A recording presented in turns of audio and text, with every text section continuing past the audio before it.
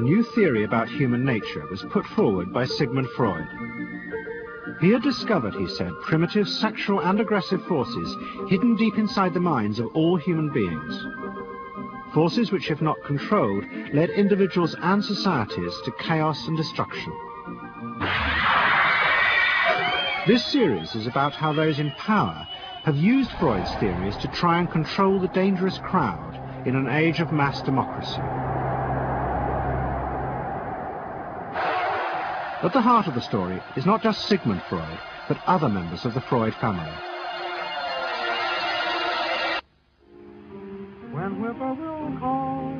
This episode is about Freud's American nephew, Edward Bernays. Bernays is almost completely unknown today, but his influence on the 20th century was nearly as great as his uncle's.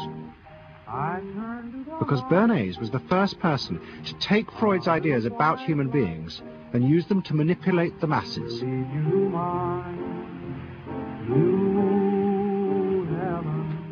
He showed American corporations for the first time how they could make people want things they didn't need by linking mass-produced goods to their unconscious desires. Out of this would come a new political idea of how to control the masses. By satisfying people's inner selfish desires, one made them happy and thus docile. It was the start of the all-consuming self, which has come to dominate our world today.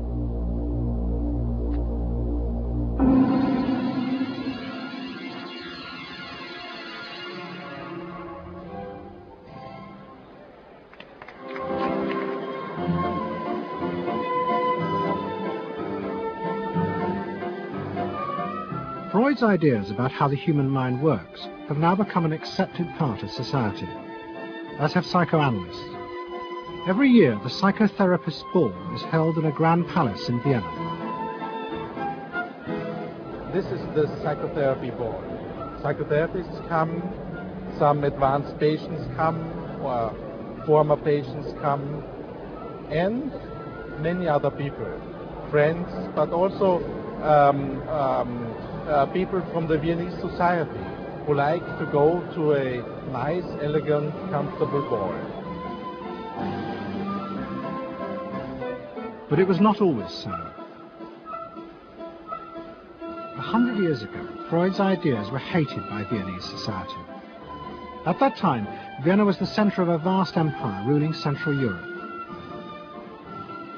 And to the powerful nobility of the Habsburg court, Freud's ideas were not only embarrassing, but the very idea of examining and analysing one's inner feelings was a threat to their absolute control. You see, at that time, these people had the power. And of course, you just were not allowed to show your bloody feelings. I mean, you just couldn't. You know, I mean, you couldn't, if you were unhappy. Can you imagine, for instance, you sit somewhere in the country in a castle, you are deeply unhappy, you are a woman. You couldn't go to your maid and cry on her shoulders, or you couldn't go into the village and complain, you know, about your feelings. I mean, you couldn't, it was like selling yourself to somebody. You just couldn't, you know, because they had to respect you. Now, of course, Freud, you see, put that thought very much into question, because you see, to examine yourself, you would have to put a lot of other things into question, your society, everything that surrounds you. And that wasn't a good thing at that time. Why not?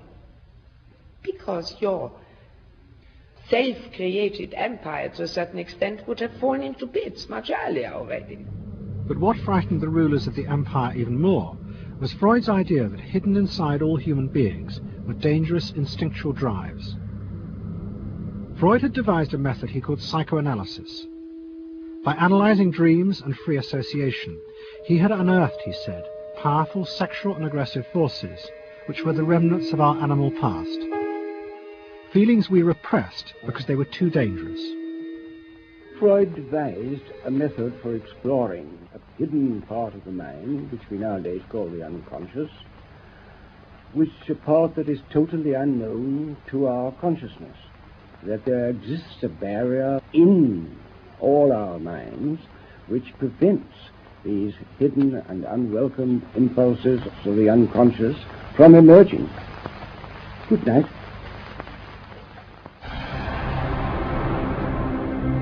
In 1914, the Austro-Hungarian Empire led Europe into war.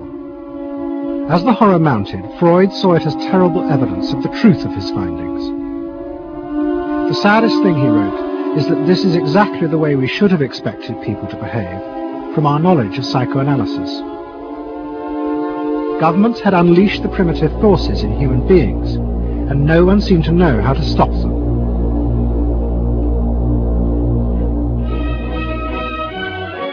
At that time, Freud's young nephew, Edward Bernays, was working as a press agent in America.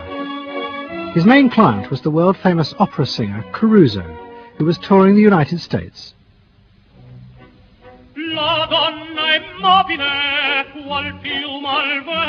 Bernays' parents had emigrated to America 20 years before, but he kept in touch with his uncle and joined him for holidays in the Alps. But Bernays was now about to return to Europe for a very different reason. On the night that Caruso opened in Toledo, Ohio, America announced it was entering the war against Germany and Austria. As a part of the war effort, the US government set up a Committee on Public Information, and Bernays was employed to promote America's war aims in the press. The President, Woodrow Wilson, had announced that the United States would fight not to restore the old empires, but to bring democracy to all of Europe. Bernays proved extremely skillful in promoting this idea, both at home and abroad. And at the end of the war, he was asked to accompany the President to the Paris Peace Conference. Then, to my surprise, they asked me to go over with Woodrow Wilson to the peace conference. And at the age of 26, I was in Paris for the entire time of the peace conference that was held in the suburb of Paris, and we worked to make the world safe for democracy. That was a big slogan. Wilson's reception in Paris astounded Bernays and the other American propagandists. Their propaganda had portrayed Wilson as a liberator of the people, a man who would create a new world in which the individual would be free. They had made him a hero of the masses. And as he watched the crowds surge around Wilson, Bernays began to wonder whether it would be possible to do the same type of mass persuasion, but in peacetime. When I came back to the United States, I decided that if you could use propaganda for war, you could certainly use it for peace. And propaganda got to be a bad word because of the Germans using it. So what I did was to try to find some other words. So we found the word Council on Public Relations.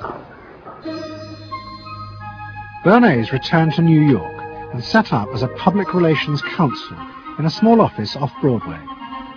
It was the first time the term had ever been used. Since the end of the 19th century, America had become a mass industrial society, with millions clustered together in the cities.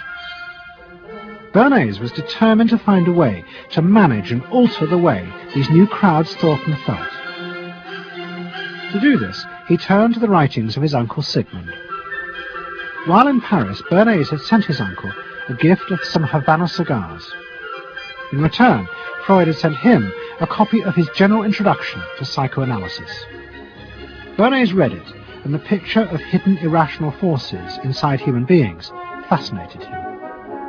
He wondered whether he might make money by manipulating the unconscious. What Eddie got from Freud was indeed this idea that there is a lot more going on in human decision-making, not only among individuals, but even more importantly among groups, than this idea that information drives behavior. And so Eddie began to formulate this idea that you had to look at things that would play to people's irrational emotions.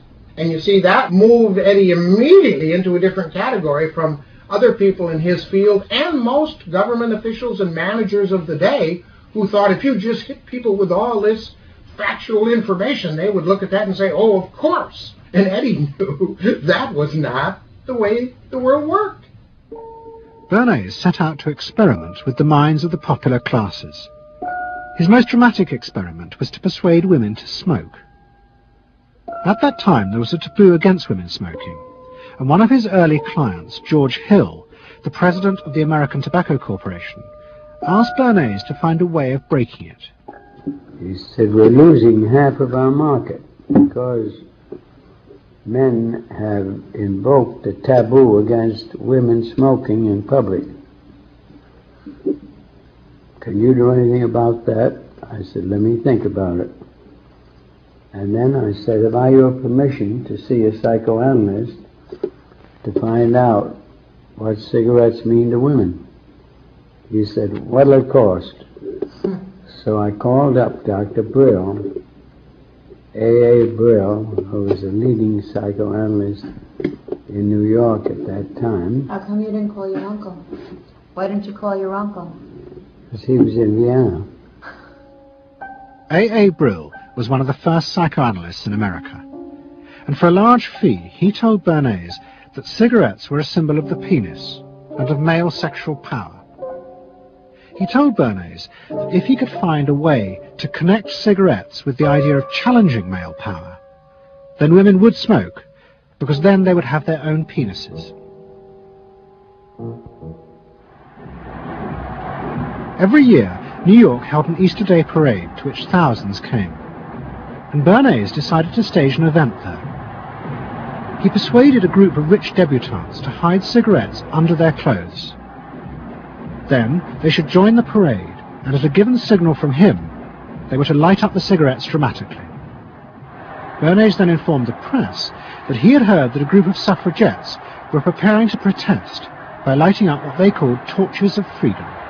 He knew this would be an outcry, and he knew that all of the photographers would be there to capture this moment. And so he was ready with a phrase which was torches of freedom. And so here you have a symbol, women, young women, debutantes, smoking a cigarette in public with a phrase that means anybody who believes in this kind of equality pretty much has to support them in the ensuing debate about this, because torches of freedom. I mean, what's on all American coins? It's liberty. She's holding up the torch. You see? And so all of this is there together. There's emotion, there's memory, there's a rational phrase, even though it's using a lot of emotional elements. It's a phrase that works in a rational sense. All of this is together. And so the next day, this was not just in all of the New York papers, it was across the United States and around the world. And from that point forward, the sale of cigarettes to women began to rise. He had made them socially acceptable with a single symbolic act. What Bernays had created was the idea that if a woman smoked, it made her more powerful and independent, an idea that still persists today. Embrace me, my sweet embrace. It made him realize that it was possible to persuade people to behave irrationally if you link products to their emotional desires and feelings. The idea that smoking actually made women freer was completely irrational, but it made them feel more independent. It meant that irrelevant objects could become powerful emotional symbols of how you wanted to be seen by others. Eddie Bernays saw the way to sell product was not to sell it to your intellect, that you ought to buy an automobile, but that you will feel better about it if you have this automobile. I think he originated that idea, that they weren't just purchasing something, but they were engaging themselves emotionally or personally in the product or service. There's not, you think you need a new piece of clothing, but you'll feel better with the piece of clothing. That was his contribution in a very real sense. We see it all over the place today, but I think he originated the idea of the emotional connect to a product or service. What Bernays was doing fascinated America's corporations. They had come out of the war rich and powerful, but they had a growing worry. The system of mass production had flourished during the war, and now millions of goods were pouring off production lines. What they were frightened of was the danger of overproduction, that there would come a point when people had enough goods and would simply stop buying. Up until that point, the majority of products were still sold to the masses on the basis of need.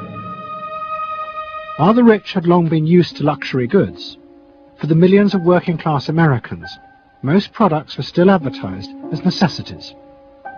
Goods like shoes, stockings, even cars were promoted in functional terms for their durability.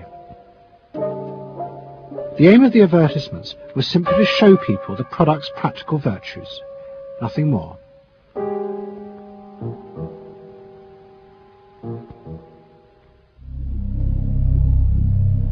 What the corporations realized they had to do was transform the way the majority of Americans thought about products.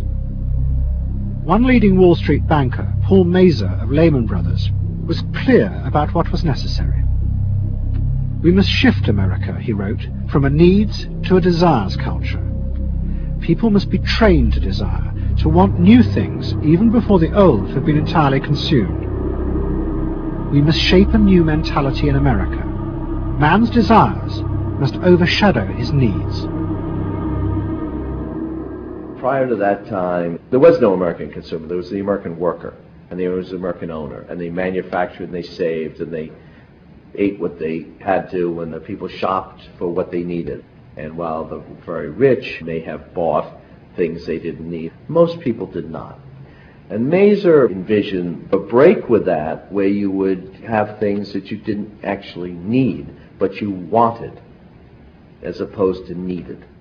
And the man who would be at the center of changing that mentality for the corporations was Edward Bernays. Bernays really is the guy within the United States, more than anybody else, who sort of brings to the table psychological theory as something that is an essential part of how, from the corporate side, of how we are going to appeal to the masses effectively. And the whole sort of merchandising establishment and sales establishment is ready for Sigmund Freud. I mean, they are ready for understanding what motivates the human mind. And so that there's this real openness to Bernays' techniques being used to sell products to the masses. Beginning in the early 20s, the New York banks funded the creation of chains of department stores across America. They were to be the outlets for the mass-produced goods, and Bernays' job was to produce the new type of customer. Bernays began to create many of the techniques of mass consumer persuasion that we now live with. He was employed by William Randolph Hearst to promote his new women's magazines, and Bernays glamorized them by placing articles and advertisements that linked products made by others of his clients to famous film stars like Clara Bow, who was also his client. Bernays also began the practice of product placement in the movies, and he dressed the stars at the film's premieres with clothes and jewelry from other firms he represented. He was, he claimed, the first person to tell car companies they could sell cars as symbols of male sexuality. He employed psychologists to issue reports that said products were good for you, and then pretended they were independent studies. He organized fashion shows in department stores and paid celebrities to repeat the new and essential message: you bought things not just for need, but to express your inner sense of yourself to others. There's a psychology of dress. Have you ever thought about it? How it can express your character? You all have interesting characters, but some of them are all hidden. I wonder why you all want to dress always the same, with the same hats and the same coats. I'm sure all of you are interesting and have wonderful things about you, but looking at you in the street, you all look so much the same. And that's why I'm talking to you about the psychology of dress. Try and express yourselves better in your dress. Bring out certain things that you think are hidden. I wonder if you've thought of this angle of your personality. I'd like to ask you some questions. Why do you like short skirts? Oh, because there's more to see. More to see, eh? What good does that do you? It makes you more attractive. Does? In 1927, an American journalist wrote, "A change has come over our democracy. It is called consumptionism. The American citizen's first importance to his country is now no longer that of citizen, but that of consumer." The growing wave of consumerism helped in turn to create a stock market boom. And yet again, Edward Bernays became involved, promoting the novel idea that ordinary people should buy shares, borrowing money from banks he also represented. And yet again, millions followed his advice. He was uniquely knowledgeable about how people in large numbers are going to react to products and ideas and so on.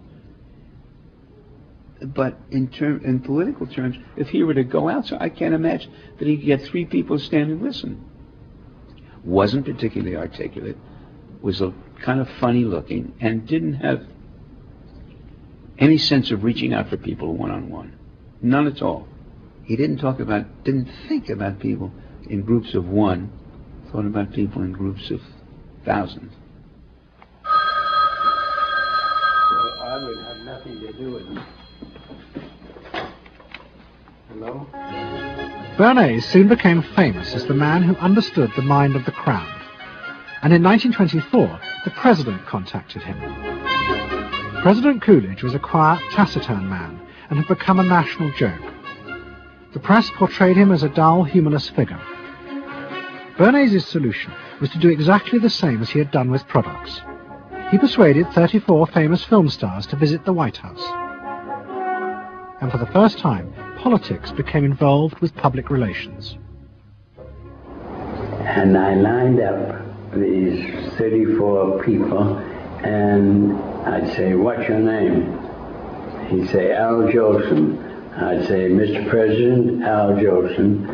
Next day, every newspaper in the United States had a front page story.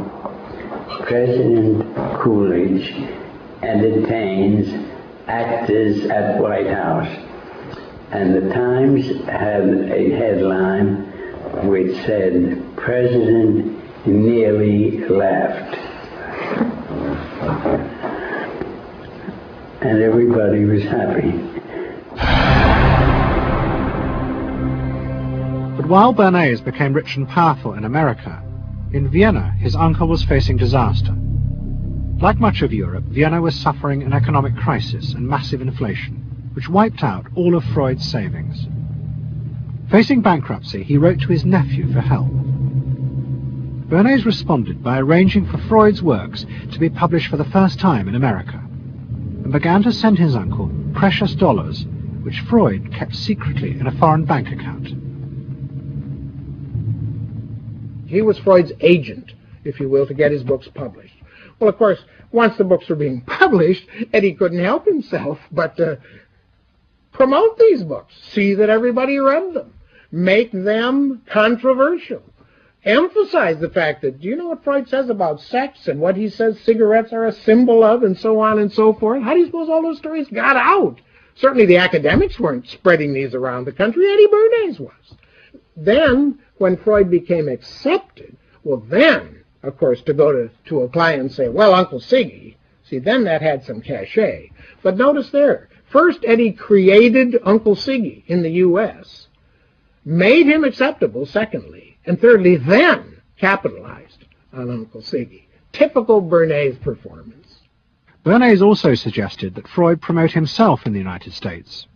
He proposed his uncle write an article for Cosmopolitan, a magazine that Bernays represented, entitled "A Woman's Mental Place in the Home." Freud was furious. Such an idea, he said, was unthinkable. It was vulgar, and anyway, he hated America. Freud was now becoming increasingly pessimistic about human beings. In the mid-20s, he retreated in the summers to the Alps, sometimes staying in an old hotel, the Pension Moritz in Berchtesgaden. It is now a ruin. Freud began to write about group behavior, about how easily the unconscious aggressive forces in human beings could be triggered when they were in crowds. Freud believed he had underestimated the aggressive instincts in human beings. They were far more dangerous than he had originally thought. After World War I, Freud was basically a pessimist. He felt that man is an impossible creature, a very, very sadistic and bad species, and did not believe that man can be improved. Man is a ferocious animal, the most ferocious animal that exists. They enjoy torturing and killing, and he didn't like man. The publication of Freud's works in America had an extraordinary effect on journalists and intellectuals in the 1920s. What fascinated and frightened them was the picture Freud painted of submerged, dangerous forces lurking just under the surface of modern society. Forces that could erupt easily to produce the frenzied mob which had the power to destroy even governments. It was this they believed had happened in Russia. To many, this meant that one of the guiding principles of mass democracy was wrong, the belief that human beings could be trusted to make decisions on a rational basis. The leading political writer, Walter Lippmann, argued that if human beings were in reality driven by unconscious, irrational forces, then it was necessary to rethink democracy. What was needed was a new elite who could manage what he called the bewildered herd. This would be done through psychological techniques that would control the unconscious feelings of the masses. So here you have Walter Lippmann, probably the most influential political thinker in the United States, who is essentially saying that the basic mechanism of the mass mind is unreason, is irrationality, is animality. He believes that the mob in the street, which is how he sees ordinary people, are people who are driven not by their minds but by their spinal cords. The notion of kind of animal drives, unconscious instinctual drives lurking beneath the surface of civilization.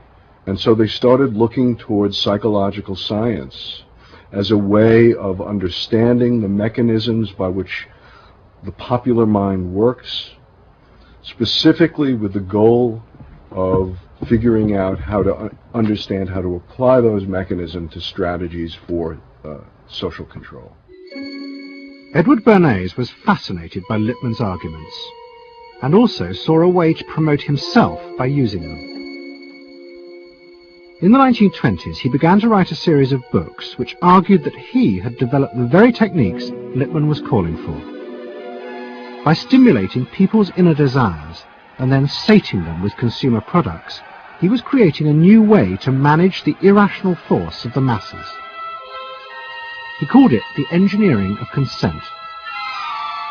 Democracy, to my father, was a wonderful concept, but I don't think he felt that all those publics out there had reliable judgment, and that they very easily might vote for the wrong man or want the wrong thing, so that they had to be guided from above. It's enlightened despotism in a sense. You appeal to their desires and their unrecognized longings, that sort of thing. That you can tap into their deepest desires or their deepest fears and use that to your own purposes. And then, in 1928, a president came to power who agreed with Bernays. President Hoover was the first politician to articulate the idea that consumerism had become the central motor of American life. After his election, he told a group of advertisers and public relations men, "You have taken over the job of creating desire and have transformed people into constantly moving happiness machines. Machines which have become the key to economic progress."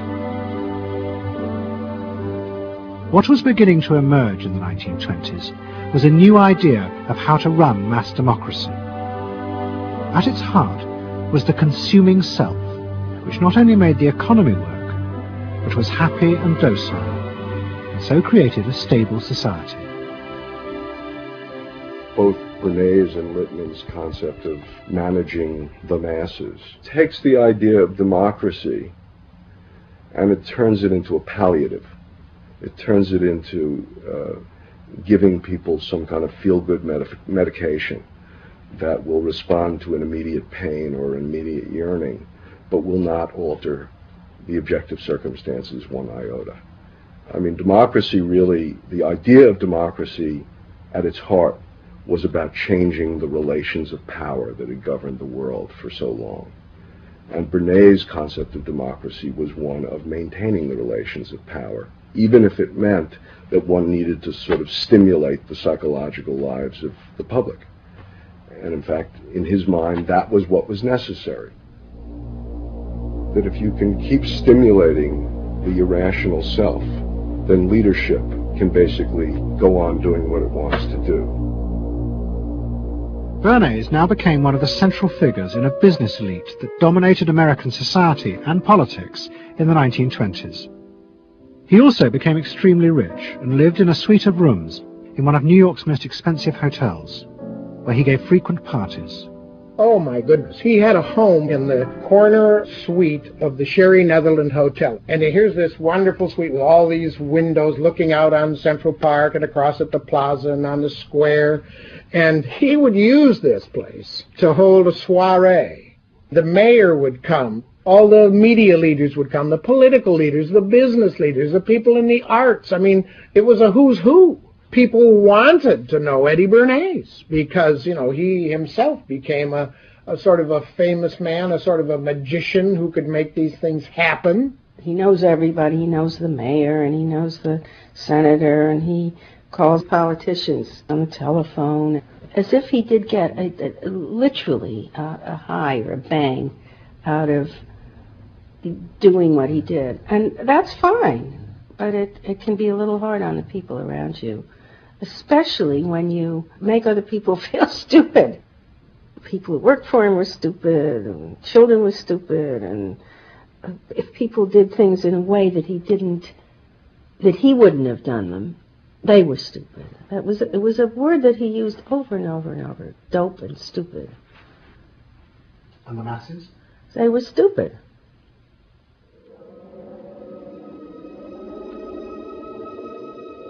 But Bernays' power was about to be destroyed dramatically, and by a type of human irrationality he could do nothing to control.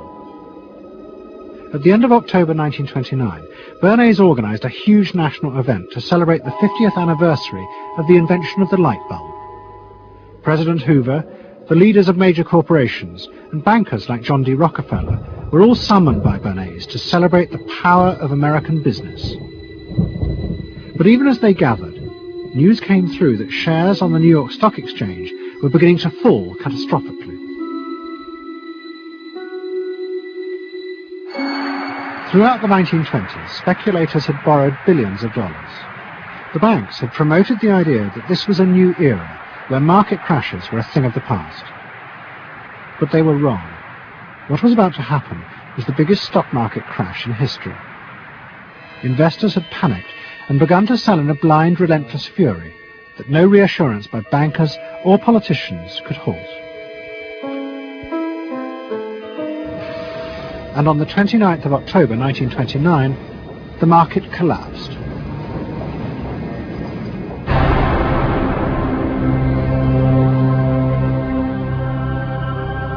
The effect of the crash on the American economy was disastrous. Faced with recession and unemployment, millions of American workers stopped buying goods they didn't need. The consumer boom that Bernays had done so much to engineer disappeared, and he and the profession of public relations fell from favour. Bernays' brief moment of power seemed to be over.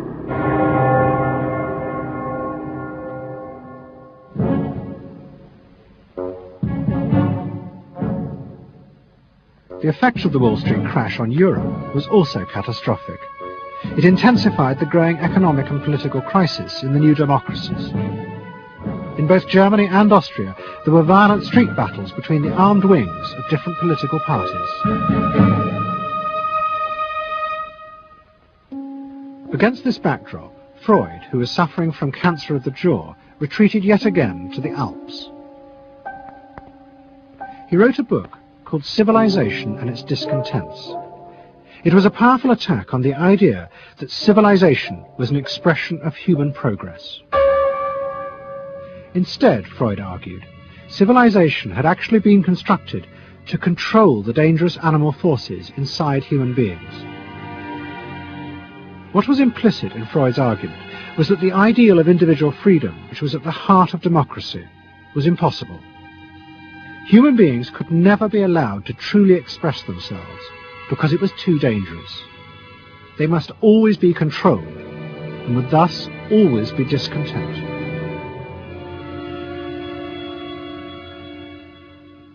Man doesn't want to be civilized, and he is, civilization brings discontent, but it's necessary to survive. Otherwise he couldn't survive. So he must be discontent, because this would be the only way to keep him within limits. But what did Freud think about the idea of the equality of man? He didn't believe in it.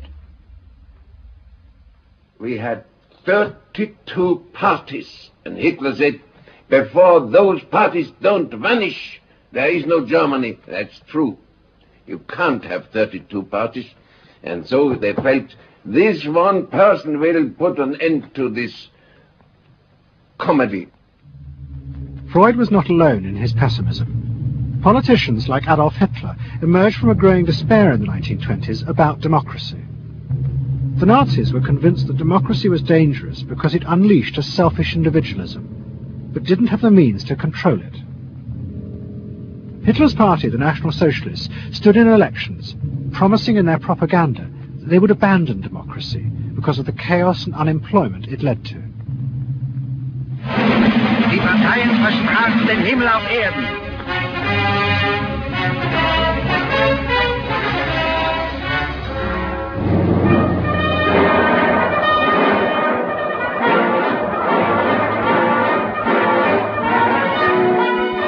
In March 1933, the National Socialists were elected to power in Germany, and they set out to create a society that would control human beings in a different way. One of their first acts was to take control of business. The planning of production would in future be done by the state. The free market was too unstable, as the crash in America had proved. Workers' leisure time was also planned by the state through a new organization called Strength Through Joy. One of its mottos was service, not self.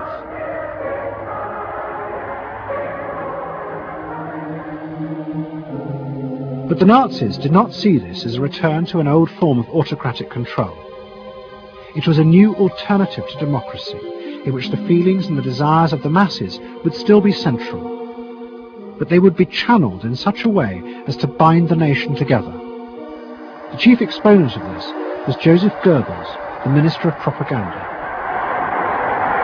Es mag gut sein, Macht zu besitzen, die auf Gewehren ruht. Besser aber und beglückender ist es, das Herz eines Volkes zu gewinnen und es auch zu behalten. Goebbels organized huge rallies, whose function, he said, was to forge the mind of the nation into a unity of thinking, feeling, and desire. One of his inspirations, he told an American journalist, was the writings of Freud's nephew, Edward Bernays. In his work on crowd psychology, Freud had described how the frightening irrationality inside human beings could emerge in such groups. The deep, what he called libidinal forces of desire, are given up to the leader, while the aggressive instincts are unleashed on those outside the group. Freud wrote this as a warning, but the Nazis were deliberately encouraging these forces because they believed they could master and control them. Well, Freud was saying that masses are bound by libidinal forces. They love each other and delegate their ideas and their feelings to the chap on top. What are libidinal forces? What are libidinal forces? Well, forces of love. Not hate. No, hate is delegated to the others outside.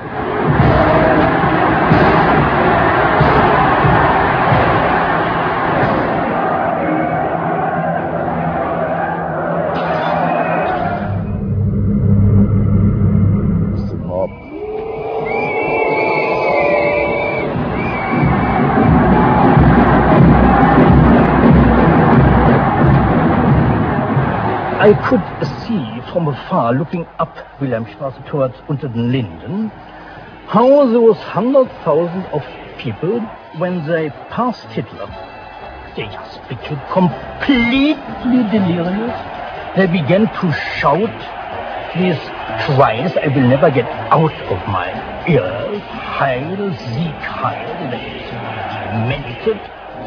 And here I got confirmation how those irrational forces, uncontrollable forces in Germany, in the Germans, had erupted, had broken out, were running wild, were departing, marching on.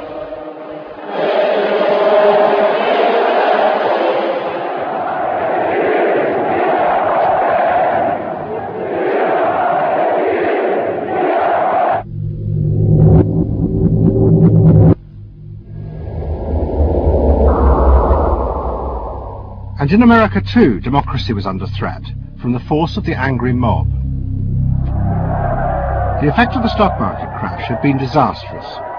There was growing violence as an angry population took out their frustration on the corporations who were seen to have caused this disaster.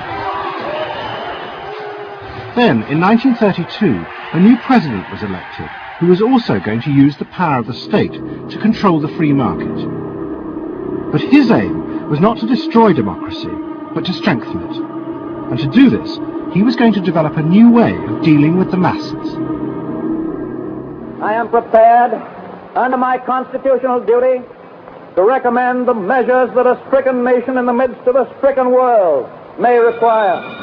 But in the event that the national emergency is still critical, I shall not evade the clear course of duty that will then confront me.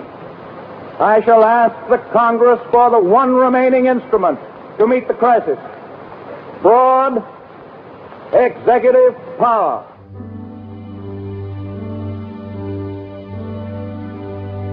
It was the start of what would become known as the New Deal. Roosevelt assembled a group of young technocrats and planners in Washington. He told them that their job was to plan and run giant new industrial projects for the good of the nation. Roosevelt was convinced that the stock market crash had shown that laissez-faire capitalism could no longer run modern industrial economies. It had become the job of government. Big business was horrified, but the New Deal attracted the admiration of the Nazis, especially Joseph Goebbels. Wir betrachten die wirtschaftliche Entwicklung in Amerika mit dem allergrößten positiven Interesse. Und wir sind dort der festen Überzeugung, dass Präsident Roosevelt und seine Berater auf dem richtigen Wege sind. Es handelt sich in der Tat um das größte wirtschaftliche und soziale Problem aller Zeiten. Die vielen Millionen Arbeitslosen, die ihre Plätze an den Maschinen und in den Kontoren verloren haben, wieder an ihre alten Arbeitsstellen zurückzuführen.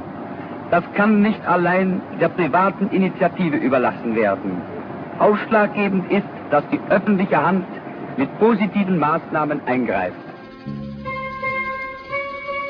But although Roosevelt, like the Nazis, was trying to organize society in a different way, unlike the Nazis, he believed that human beings were rational and could be trusted to take an active part in government. Roosevelt believed it was possible to explain his policies to ordinary Americans and take into account their opinions. To do this, he was helped by the new ideas of an American social scientist called George Gallup. Favorite reading of New Deal Washington, the survey of U.S. public opinion. From offices at Princeton, New Jersey, a famed statistician, Dr. George Gallup, tells Washington from week to week what the nation is thinking.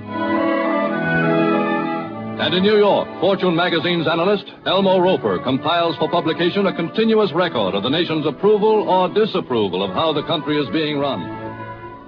Gallup and Roper rejected Bernays' view that human beings were at the mercy of unconscious forces, and so needed to be controlled. Their system of opinion polling was based on the idea that people could be trusted to know what they wanted. They argued that one could measure and predict the opinions and behavior of the public if one asked strictly factual questions and avoided manipulating their emotions. Well, how about this one? Do you think Franklin D. Roosevelt's New Deal has been bad for the nation in general? No, that question's loaded. It automatically suggests an answer. Well, how about this? Is your present feeling toward President Roosevelt one of general approval or general disapproval? That's better. Prior to scientific polling, the view of many people was that you couldn't trust public opinion. It was irrational, that it was ill-informed, chaotic, unruly, and so forth. And so that opinion should be dismissed. But with scientific polling, I think it established very clearly that people are rational, that they do make good decisions, and this offers democracy a chance to be truly informed by the public, giving everybody a voice in the way the country is run. I know my father wouldn't necessarily say the voice of the public is the voice of God, but he did feel very much that the voice of the people is a rational voice and should be heard. What Roosevelt was doing was forging a new connection between the masses and politicians. No longer were they irrational consumers who were managed by sating their desires. Instead, they were sensible citizens who could take part in the governing of the country. In 1936, Roosevelt stood for re-election. He promised further control over big business. To the corporations, it was the beginning of a dictatorship.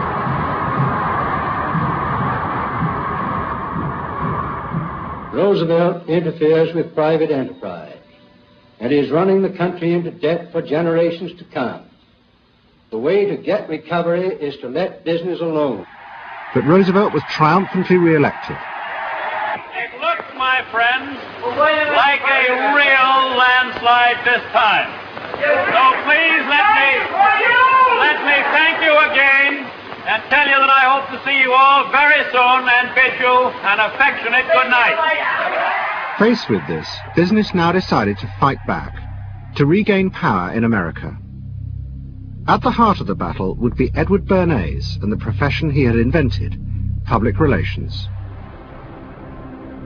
Following that election, business people start to get together and start to carry on discussions, primarily in private, and they start talking to each other about the need to sort of carry on ideological warfare against the New Deal and to sort of reassert the sort of connectedness between the idea of democracy on the one hand and the idea of privately owned business on the other.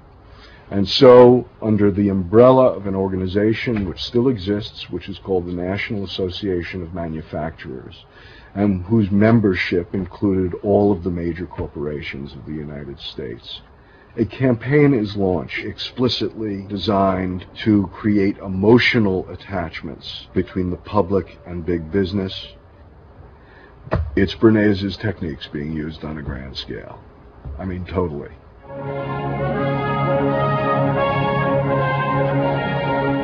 The General Motors Parade of Progress, traveling the high roads and byroads of America, bringing to millions of Americans in their own hometown the fascinating story behind modern industry, showing... The campaign set out to show dramatically that it was business, not politicians, who had created modern America. A better mode of living for all of us.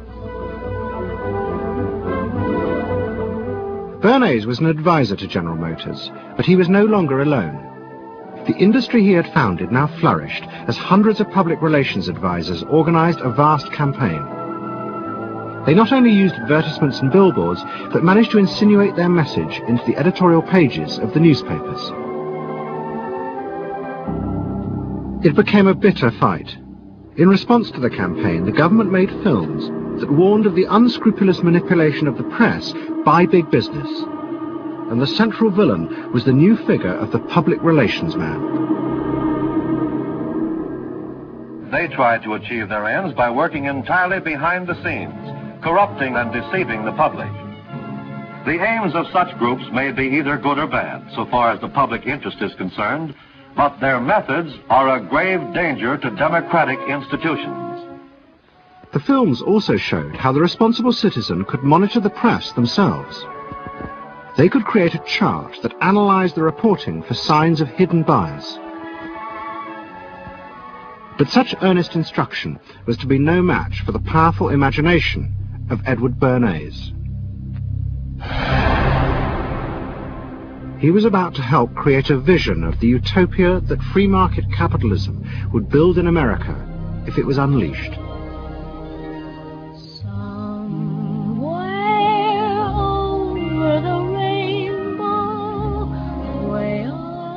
In 1939, New York hosted the World's Fair. Edward Bernays was a central advisor. He insisted that the theme be the link between democracy and American business.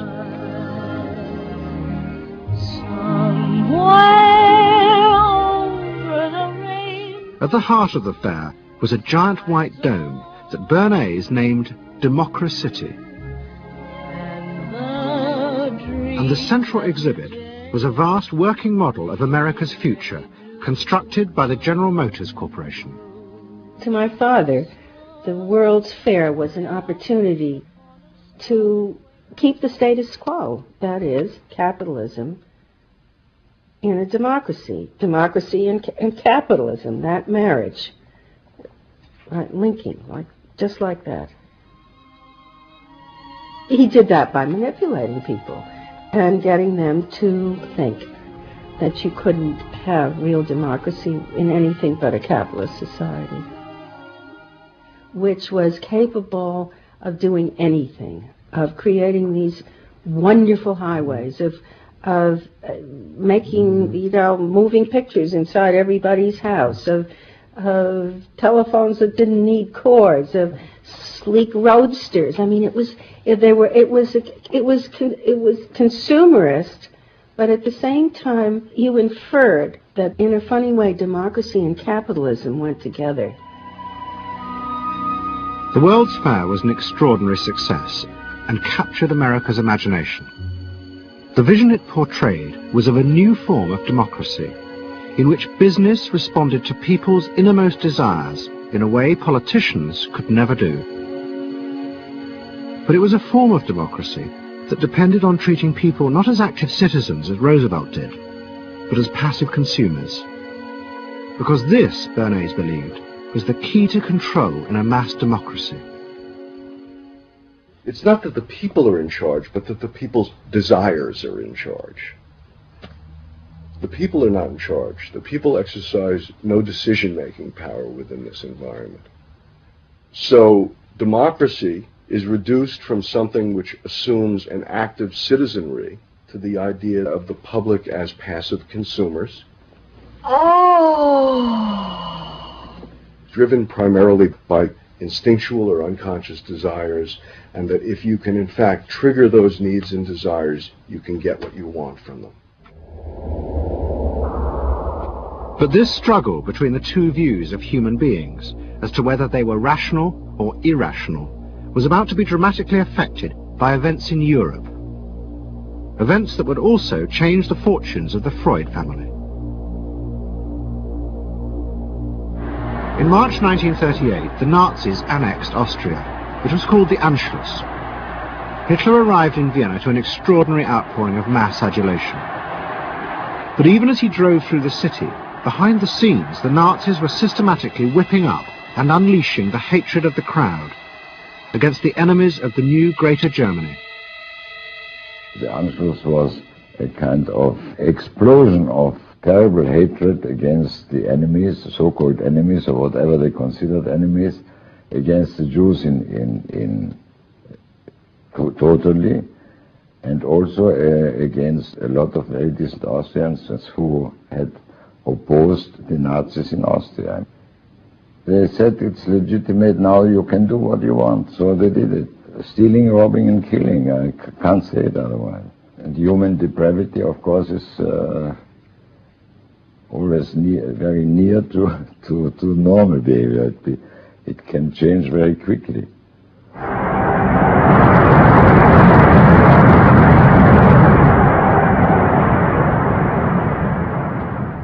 As the violence and assassinations raged in Vienna, Freud decided he had to leave. His aim was to go to Britain, but he knew that Britain, like many countries, was refusing entry to most Jewish refugees. But help came from the leading psychoanalyst in Britain, Ernest Jones. He was in the same ice skating club as the Home Secretary, Sir Samuel Hoare, and Jones persuaded Hoare to issue Freud a British work permit.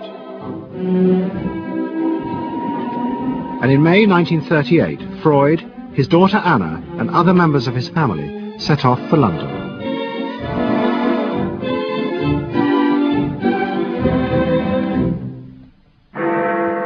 Freud arrived in London as Britain was preparing for war, and he settled with his daughter Anna in a house in Hampstead. But Freud's cancer was now far advanced, and in September 1939, just 3 weeks after the outbreak of war, he died.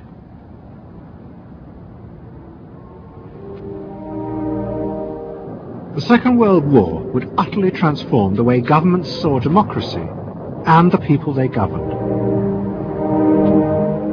Next week's programme will show how the American government, as a result of the war, became convinced there were savage, dangerous forces hidden inside all human beings, forces that needed to be controlled. The terrible evidence from the death camps seemed to show what happened when these forces were unleashed, and politicians and planners in post-war America would come to believe that hidden under the surface of their own population were the same dangerous forces. And they would turn to the Freud family to help control this enemy within.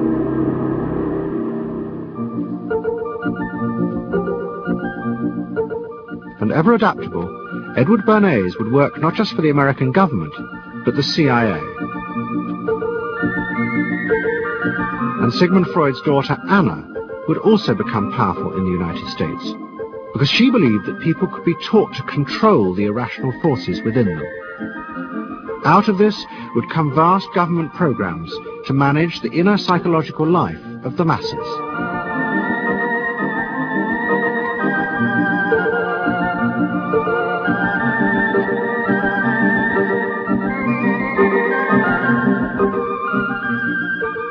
The Century of the Self continues next Sunday night on BBC Two, same time, 8 o'clock. Tonight, the final part of SAS next.